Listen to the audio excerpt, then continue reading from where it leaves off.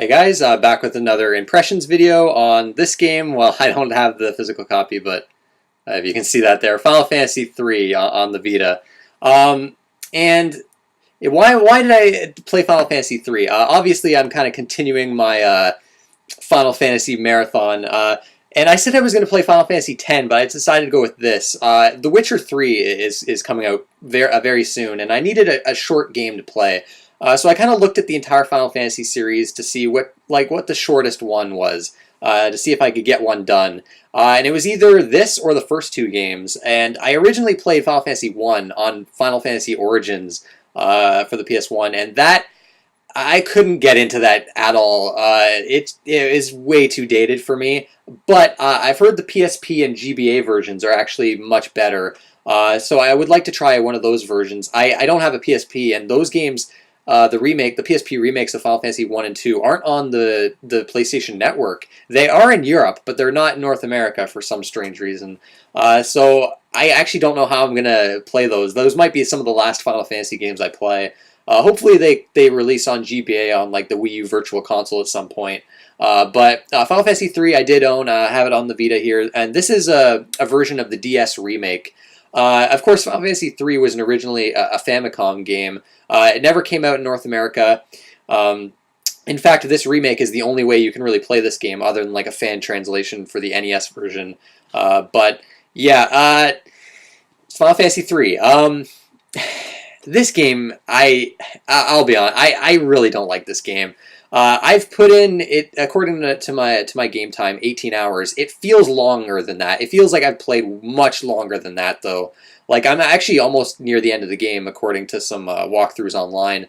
And for a time, I was actually enjoying this game. The first 10 hours or so, I actually was into this game. Not to say there was definitely some issues with the game, and I was definitely pretty angry with it at certain points, but it's one of those games where the more I played it, the more of a slog it became, and all of these little things that I hate about the game all kind of add up, and I'll explain some of this shit, but it's one of those games that I think it's just too dated for me. If you're looking for an old school challenge, as far as RPGs go, you'll probably dig this. I just can't handle it. There's just so much shit about this game that just bothers me so much. And for a remake, it's actually pretty faithful to the NES version from what I've seen.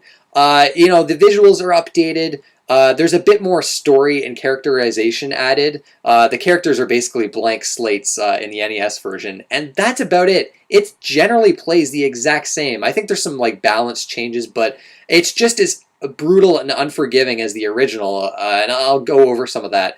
But I guess let's talk about the story right off the bat. You're the four heroes, warriors of light, and you basically have to save the world. There's a bit more to it than that, but that's the general gist. There's not much story here. There wasn't in the NES version, and there's not in this remake. Like I said, they added some characterization with some of the characters. They're not like there is some character to these characters, but they're nothing special. And the story and characters, that's not what's gonna hook you with this game. It's an old school NES RPG, so it wasn't until in Final Fantasy IV where story became a big thing. And in fact, after playing this, it actually kind of blows my mind. How much of a step forward Final Fantasy IV really was. Because this is very archaic, and especially in terms of story. But I mean, that's it. So I mean, again, if you haven't played this game, and I think this is one of the games in this series that people aren't too fond of. It's definitely, I think, considered one of the weaker games in the series, and not too many people have played it, to be honest. I don't think, and I can see that because one of the big draws with this series is the story and characters. In this game, it just doesn't really have that. So yeah, that's the story and characters. I guess I'll talk about like visuals and audio. Visually, it's 3D. The character models are all in 3D. It looks okay. It's not fantastic, but it looks fine. Again, like DS 3D graphics are not all that great. So it's not all that great here. This Vita version, from what I understand, like the DS version didn't use the top or bottom screen, one of the two. I didn't use it all that much. Um, Audio wise, music, I actually really like the music in this game. You have a choice of two soundtracks. The original soundtrack, so like the original NES soundtrack or a remixed soundtrack. I actually preferred the NES soundtrack. Like the songs loop really quickly, and they're kind of basic. In fact, the music in this game reminded me a lot of Pokemon Red and Blue for some reason. But I actually really like it. There's something about old school NES music that really gets me nostalgic, and it did with this game. I like the world map theme in particular. I really loved. Like, there's not much music, but what's there, it's actually better than I was expecting. I don't know if this is a soundtrack that people really are too fond of, though, in this series. Although that might be because not too many people have played this. But okay, gameplay, gameplay. This is where most of my problems with this game lie. It's an old school NES RPG, so the basic formula is going from town to town, dungeon to dungeon, and that's about it. You've got your simple battle system. The ATB, what was not in this game, so it's completely turn based. You don't have to be fast with your turns.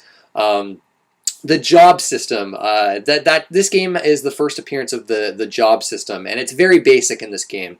Now, for the time, it was probably amazing. It was probably a huge, step up over like Final Fantasy II, which apparently you had to like hit your own characters to like get higher health totals and things like that. I don't know. Number 2 is a very hit and miss game from what I understand. I'd like to still play it though. But you've got the job system in this, which the job system is way better in Final Fantasy V, which I had played earlier. But the job system in this game, right off the bat, each character starts as a freelancer, but every time you like find a new crystal, you'll get some new jobs that you can switch to at any time. And you have job levels, and those kind of increase your stats, and then you have like normal levels. There's no transferring skills from one job to another in this game, so you got to kind of stick with particular jobs. For my party, I was always changing, but my main party, at least at this point in the game, I have a Dragoon, a Knight, a Black Mage, and a White Mage. And okay, I'll immediately get to one of my big problems with this game. You're basically forced to use specific jobs for certain situations in this game, and it's completely aggravating. I'll give you an example. For instance, if you don't have a White Mage in your party, I don't know how you're supposed to even beat this game, because at level 2, they're level 2 magic, and you have to buy magic from stores in this game. You get the mini spell that turns your characters into it shrinks them. And the White Mage I think the White Mage, the Red Mage could probably get this spell, but probably not to like level 3 or 4. And that takes a lot of grinding. Like the White Mage, in order to get mini on a White Mage, you can't just be at job level 1. You have to be at like job level 10 or something like that. So early on in the game, there's a dungeon that the only way to enter this dungeon, you have to shrink your entire party. So you're going to need your White Mage to at least have access to level 2 magic. But using the mini spell uses magic points, and you have to actually cast mini on each of your party members. You can't just cast it on one party member and you can enter the dungeon. You got to cast it on all 4. So if your job level isn't leveled up enough, you're actually not even going to have enough magic to make your whole party small. So you're not going to be able to get in the dungeon. So you're fucked. Guess what you have to do? Grind. Good luck if you didn't have a White Mage. You're going to have to change one of your character's jobs into a White Mage and grind like crazy just to get the mini spell and have enough magic to transform your guys. Another example, a thief. If you don't have a thief, like there's multiple locked doors in this game and some that you have to open to progress through dungeons. And luckily you can just switch one of your characters to a thief, and at level 1 you can open doors. It's still really annoying though.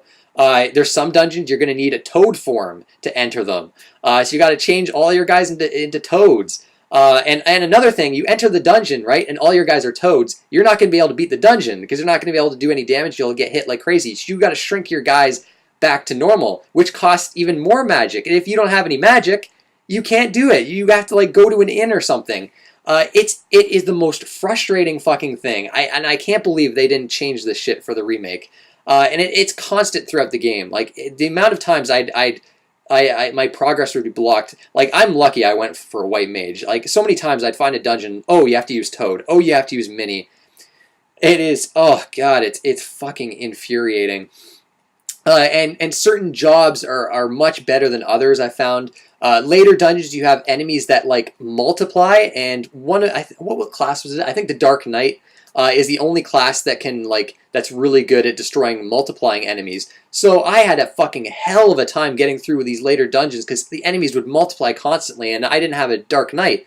And even if I wanted to use a Dark Knight, they'd start at job level 1, so they'd be pretty much useless until I kept grinding and grinding. And this game is fucking grindy as shit.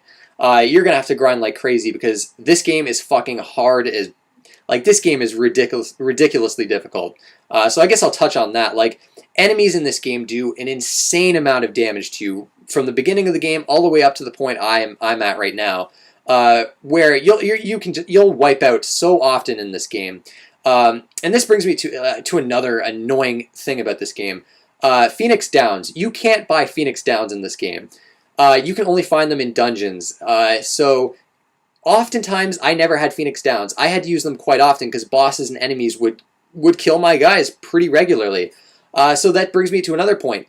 You're going to have a white mage because they're the only class that can revive. I guess red mage can too, but not until way late. And even then, the white mage doesn't get a revive spell until at least 15 hours into the game. So if you're out of Phoenix Downs, you're gonna say you're in the middle of a dungeon and your white mage dies, and you don't have any Phoenix Downs. You're not going to be able to get through the rest of the dungeon. I mean, maybe you could pull it off, but it's unlikely. You're going to have to escape from the dungeon. Either run through this entire dungeon, going through this ridiculous random encounter rate. And yes, this game has an absolutely insane random encounter rate. Every 3 steps, you'll be running into a ridiculously difficult battle. So if you don't have an item to escape from the dungeon, you got to either run all the way out. And these dungeons can be quite big. They start out small, but they get progressively longer and longer and longer, and they just become absolute chores with multiple side paths and treasure chests. The white mage has the teleport skill to get you out of the dungeon. So if your white mage dies and you don't have any Phoenix Downs, again, you can't escape from the dungeon. So you're fucked. You have to reload the game. And I can't tell you how many times I was playing this game, and I make my way through halfway through the dungeon, and I get to a point like that where I can't escape the dungeon. My white mage is dead. One of my other characters is dead. I can't revive. So I got to shut the game off and reload it, and that takes a long time.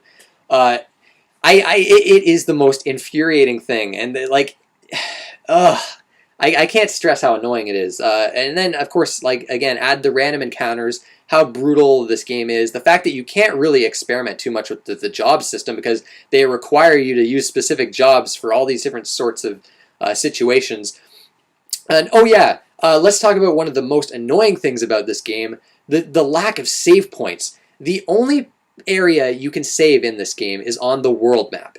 So every dungeon you find, you have to go through the entire dungeon and fight the boss all in one go. If you die anywhere along the way or during the boss, you have to do the entire thing over again. So one of my strategies I figured out was each time I encountered a new dungeon, go through it once, getting all the treasure chests, then escape the dungeon, heal up, and then go back in. And then make a beeline for the boss, running away from every battle. Because if you try to fight every battle and get to the boss, by the time you reach the boss, your resources are going to be completely gone. You're going to be out of magic. I was always out of magic with my black mage, which a black mage seemed absolutely necessary for this game. So yeah, you have to run away from enemies, and that's really annoying. And then sometimes they can just flat out wipe your party when you're trying to run away from enemies. To revive in this game, other than Phoenix Downs, which again are impossible to find, you have to go back to a village and go to a church and revive there. Some villages don't have churches. Sometimes you'll be going through a dungeon and the nearest church is so far away you have to back out the entire dungeon, go all the way across the world map. And that's another thing. There's 3 different world maps, and if you need to figure out where you're supposed to go, and each world map is quite huge. It takes a while to get to go anywhere. You got to use the sight ability to bring up a map. And I swear there's like these weird loading screens with this game where like you press, like you go to the map and it takes a good like 5 seconds for the map to pop up. And sometimes the menus are slow to pop up too, and that's annoying. So if you want to know where to go, you got to open up the menu, go to the site magic ability, use that. It'll show up a map. It will show you where your ship is and some of the locations on the map, and you got to memorize that and then close out the map and hope you're going the right way. And it's you can probably tell I'm so, even talking about this game, like this game is a slog. It's frustrating. It's not fun to play. And I was enjoying it for a time. I don't know why. Maybe there was something about like it had an old school charm or something like that. But eventually, I got to the point where where I am in the game. I was going through this massive dungeon. Like the dungeons get so long in this game. And I guess I should talk about the final dungeon. Apparently, this final dungeon, I've heard nightmare stories about this thing where it's like this multi-level dungeon with I think like 5 different bosses and then the final boss, and you have to go through this entire dungeon in one go, no save points. Using all your magic and shit like that. I probably would have quit the game there, and it's not like I even care how this game ends. I'm not really invested in the story or characters really. But I can't even imagine how much of a chore that final dungeon is. But even where I am, I've stopped playing because I started to think like, why am I still playing this game? I'm not enjoying this. I'm hating almost every second of it. Why am I forcing myself to play through this game? And yeah, like why do I do that to myself? I think we all tend to do that sometimes. We're so focused on finishing a game, even if we're not enjoying it. And with this game, I've had enough. I've had enough. I can't do it. Certain people might appreciate this game's level of challenge and the random encounter rates and how old school it is, but I don't know, man. I just don't have the patience for this kind of shit anymore. And there's so many design decisions in this game that just completely piss me off. But yeah, this video comes across a bit ranty, but I don't know. I mean, I don't know. I just did not enjoy this game. It's out of all the Final Fantasy games I've played, it's easily my least favorite. For a time, I was actually thinking it would beat Final Fantasy 13 for me, but I don't think it rises. It doesn't even rise to that level. But yeah, what can I say? Not for me, this game. Oh man. But yeah, that's it, guys. I think this is like the first Final Fantasy game I haven't finished, but we'll see how Final Fantasy 1 and 2 are on the PSP remakes. But I don't know. I might not even have the patience for those games either. But that's it, guys. Final Fantasy 3. Again, it's kind of a disappointment in a way because I think if they had more save points and just fixed like the issues I have with like the job system and just made the game a much more pleasant experience. I mean, they could have done that with this remake, but they just, I don't know. I feel like they were kind of lazy with this remake. But yeah, that's it, guys. I want to thank you for watching, and I'll see you next time.